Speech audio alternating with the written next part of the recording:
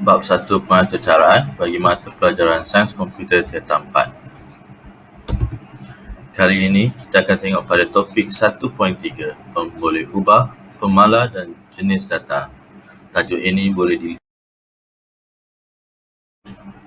Sebelum ini kita pernah menggunakan pemboleh ubah dalam sudut yang telah kita belajar pada tajuk yang lepas. Kali ini kita akan lihat penggunaan pemboleh ubah, pemalar dan juga jenis data. Ketiga-tiga ini akan digunakan dalam pengaturcaraan. Kita lihat dulu, pemboleh ubah atau pemalar dalam Java perlu diisytiharkan sebelum digunakan. Ini berbeza dengan sudut kod yang kita buat sebelum ni. Kita akan terus menggunakan pemboleh ubah pada sudut kod sebelum ini. Tapi kali ini bila kita ingin menggunakan pengaturcaraan, pemboleh ubah yang bakal kita gunakan perlu diisytiharkan dahulu sebelum kita nak gunakan.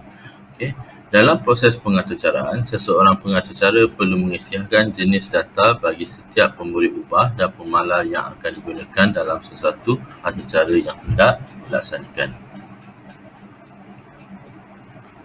Tengok secara ringkas, sebelum ini mungkin saya ada dah terangkan secara sedikit apa itu pemboleh ubah. Kita tengok sekali lagi. Pemboleh ubah ialah merupakan ruang simpanan sementara bagi sebarang nombor, teks dan juga objek. Nilai pemboleh ubah sentiasa berubah semasa berlakunya pemprosesan dan ia tidak akan memegang sebarang nilai selepas program tamat. Pengaturcara perlu memberikan nama kepada setiap pemboleh ubah yang digunakan untuk menyelesaikan sesuatu masalah dalam program yang ingin dibangunkan. Pengaturcara menggunakan nama pemboleh ubah sebagai nama rujukan untuk nilai spesifik pemboleh ubah tersebut.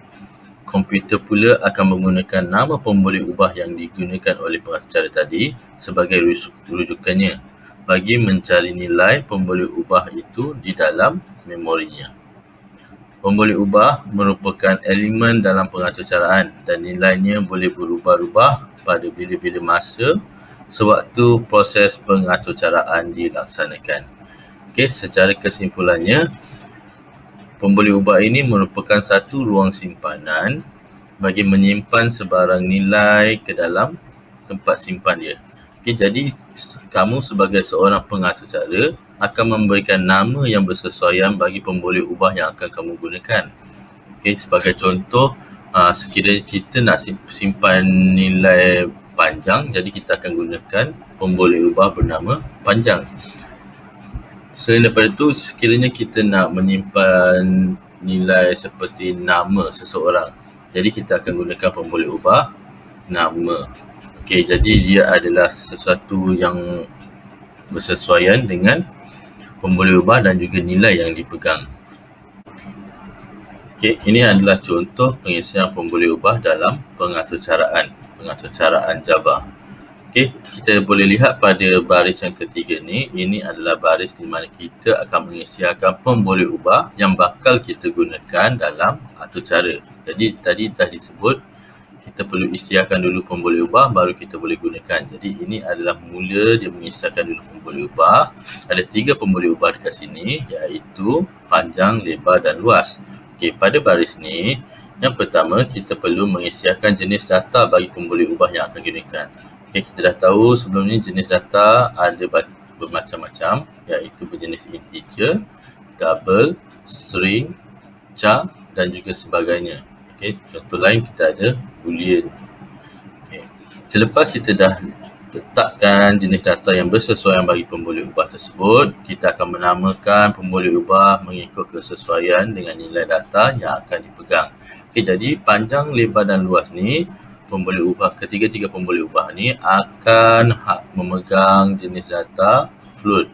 Jenis data perpuluhan. Dan selepas kita dah selesaikan isytiharkan pemboleh ubah ni dengan jenis data float, kita akan akhirkan baris ini dengan simbol semikolon. Titik ni. Seterusnya kita akan lihat kepada pemalar. Pemalar ni lebih kurang sama macam pemboleh ubah tadi.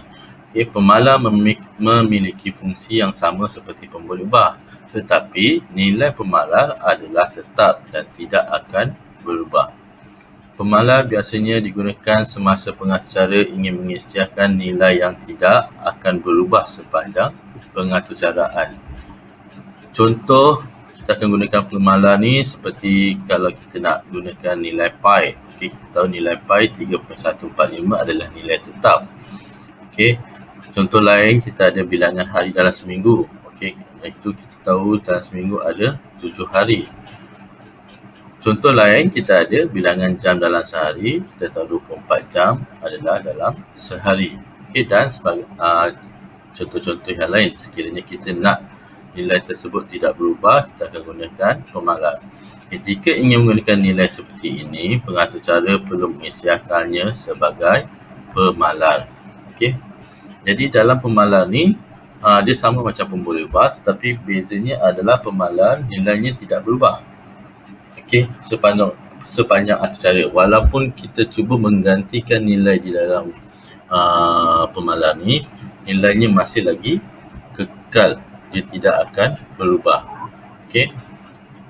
Okey, ini adalah contoh di mana kita akan mengisytiharkan pemalar. Okey, mulakan dengan kod arahan final. Okey, bila kita letak final ni, maknanya kita akan isytiharkan pemboleh ubah yang berikutnya adalah sebagai pemalar. Okey, bagi menyatakan pemalar yang akan digunakan. Kemudian yang kedua, okey, selepas final kita akan letakkan jenis data bagi pemboleh ubah yang akan digunakan. Okey, kita tetapkan jenis data yang bersesuaian mengikut pemboleh ubah kita yang nak letak tu. Okey, kemudian yang ketiga, barulah kita akan menamakan pemboleh ubah mengikut kesesuaian dengan nilai data yang dipegang.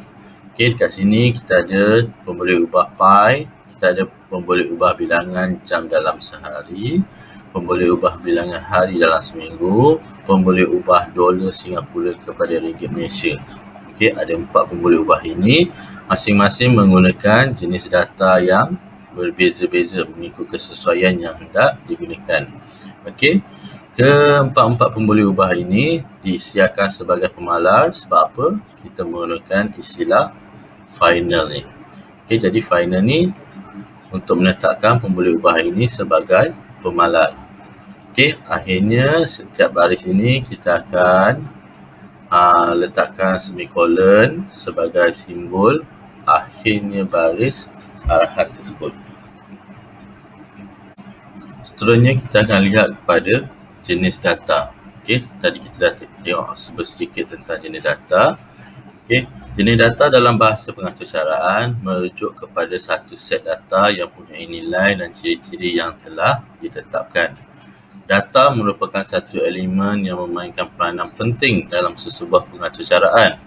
Data yang dimasukkan dalam pengaturcaraan akan diproses untuk menghasilkan output bagi sesuatu permasalahan yang wujud.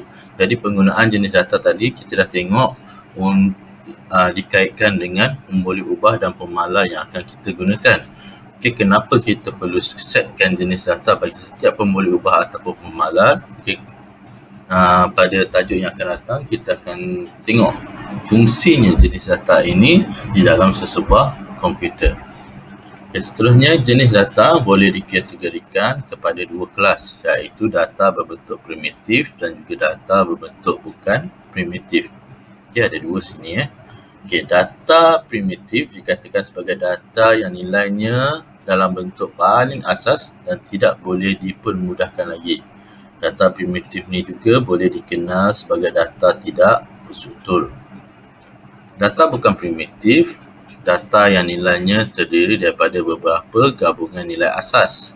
Okey, data bukan primitif juga boleh dikenal sebagai data berstruktur. Okey, kedua-dua data ni adalah berbeza.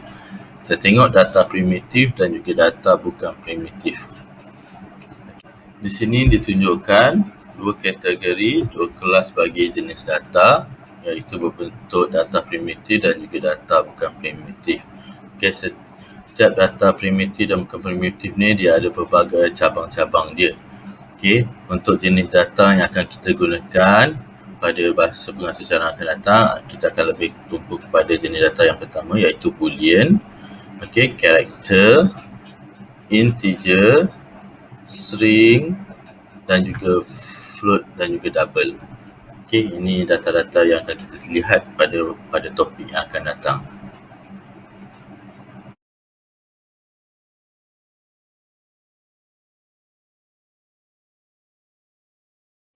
Kita akan lihat pada topik 1.3 pemboleh ubah, pemalar dan juga jenis data. Kali ini kita akan tumpu pada subtopik 1.31 hubungan antara jenis data, saiz data dan kapasiti ingatan komputer. Tajuk ini boleh dirujuk dalam buku teks muka surat 58. Sebelum ini kita sudah pun lihat penggunaan pemboleh ubah, pemalar dan juga jenis data.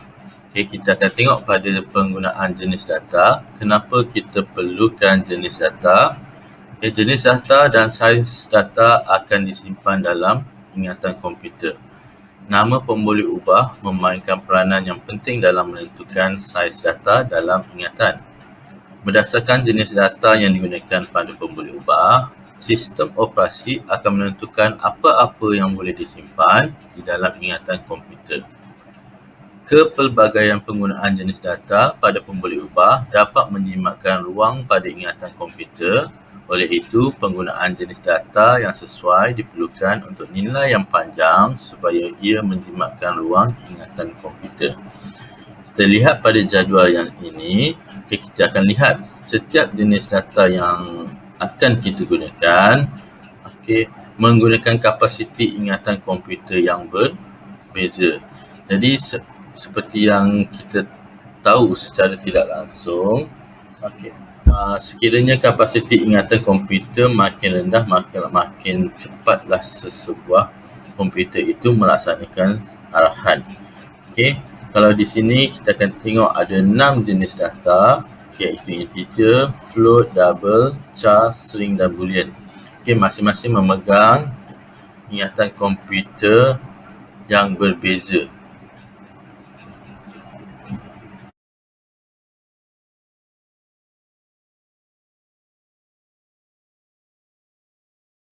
Seterusnya kita akan lihat kepada subtopik 1.32 pemilihan dan penggunaan jenis data yang bersesuaian dalam setiap pemboleh ubah. Tajuk ini boleh dilihat dalam buku teks muka surat 59. Dalam pemilihan dan juga penggunaan data yang sesuai amat penting dalam sesebuah aksara. Supaya aksara yang akan dibangunkan nanti tiada ralat sinteks. Jenis data bagi pemboleh ubah dan pemalar yang menentukan jenis maklumat akan disimpan dalam ruang ingatan yang telah ditetapkan. Penggunaan jenis data yang sesuai juga berfungsi sebagai penanda aras kepada sesuatu pemboleh ubah itu, sama ada pemboleh ubah yang akan kita gunakan itu menyimpan data yang tetap atau data yang boleh dikira, ataupun data berbentuk huruf, data berbentuk nombor perpuluhan, ataupun data yang mempunyai pilihan benar atau palsu, iaitu boolean. Kita tengok jenis data yang pertama, iaitu jenis data berbentuk integer. Data berbentuk integer ni saya simpulkan dekat sini adalah data yang memegang nilai nombor. Nombor kat sini maksud nombor-nombor bulat. Jadi bila kita nak mengisytiharkan pemboleh ubah integer, kita akan gunakan istilah int. Ini adalah contoh di mana kita nak menggunakan pemboleh ubah yang ada ni sebagai jenis data integer. Kita tengok yang pertama ni, pemboleh ubah jenis data integer akan digunakan oleh pemboleh ubah nombor pertama. Kemudian kita ada pemboleh ubah nombor kedua dan juga pemboleh ubah jawapan. Jadi ketiga-tiga pemboleh ubah ini mestilah berbentuk integer. Tengok kat sini. Nombor pertama akan menyimpan nilai 10, nombor kedua akan menyimpan nilai 20. Kemudian pemboleh ubah nombor pertama akan dicampurkan dengan nilai dalam pemboleh ubah nombor kedua. Hasilnya akan disimpan dalam pemboleh ubah jawapan. Berikutnya kita akan tengok jenis data yang kedua yang berjenis float dan juga double. Okey, float dan double ni kita katakan sebagai nombor nyata. Okey, nombor nyata ni bila float dan juga double ni dia memegang nilai perpuluhan. Okey. Kita contoh kat bawah ni, penggunaan pemboleh ubah tinggi 1 dan juga tapak 1 menggunakan jenis data float. Manakala pemboleh ubah luas memegang jenis data double. Jadi apa saja nilai yang dimasukkan dalam ini akan memegang nilai perpuluhan. Untuk jenis data yang ketiga, kita ada jenis data berbentuk aksara dan juga rintitan. Okey, aksara ini dalam pengacaraan kita akan gunakan char, iaitu karakter, singkatan untuk karakter, dan kita akan gunakan string. Okey, string ni bersamaan dengan rintitan, char ni adalah istilah bagi aksara. Okey. Jadi penggunaan char dan juga string ni dia akan memegang nilai seperti space, teks, perkataan ataupun sebarang simbol. Okey, apa saja bentuk data ini kita akan gunakan jenis data char dan juga string. Okey, sebagai contoh dekat sini, penggunaan jenis data char yang akan digunakan oleh pemboleh ubah ampersand ni, okey, dia akan cuba menyimpan nilai SA ni, alias. Okey, jadi bila kita nak gunakan char ini, kita pastikan kita ada simbol single quote ni, okey, untuk menyatakan nilai yang cuba disimpan adalah berbentuk char. Okey, untuk jenis data string, okey, ini adalah pemboleh ubah yang digunakan email underscore address. Okey, dia akan memegang nilai berbentuk perkataan ataupun ayat ni. Okey, jadi untuk memastikan nilai yang cuba disimpan itu bentuk perkataan ataupun ayat, kita akan gunakan simbol double quote ni. Okey, jadi bila kita guna simbol double quote ni, kita akan maklumkan kepada komputer bahawa nilai yang cuba disimpan adalah berbentuk ayat ataupun perkataan. Jadi ayat dan perkataan ni akan disimpankan dalam pemboleh ubah email address. Okey, dan ia adalah berbentuk jenis data string. Untuk jenis data yang berikutnya kita ada boolean. Okey, boolean ni adalah dalam bentuk pilihan bagi memastikan sama ada salah satu daripada nilai yang ada itu adalah benar ataupun palsu. Okey, jadi ini adalah cara pengisytiharan dia. Okey, kita mulakan dengan jenis data, okey, menggunakan boolean dan diikuti dengan nama pemboleh ubah yang bersesuaian, diikuti dengan sama ada false ataupun true. Okey, ada dua sahaja, kita akan guna false dan juga true. Okey, tak ada nilai yang lain untuk kita menggunakan jenis data boolean.